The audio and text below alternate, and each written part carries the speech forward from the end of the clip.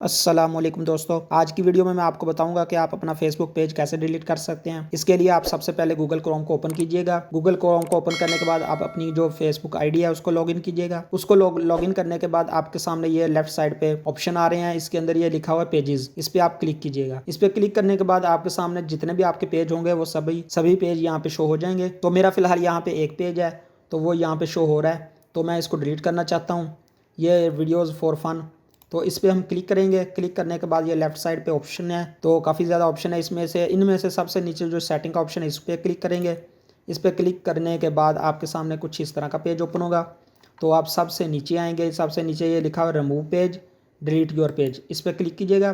اس پہ کلک کرنے کے بعد آپ یہ لکھا ہوا ہے ڈیلیٹ ویڈیوز فار فن، تو اس پہ آپ پھر دوبارہ کلک کریں گے۔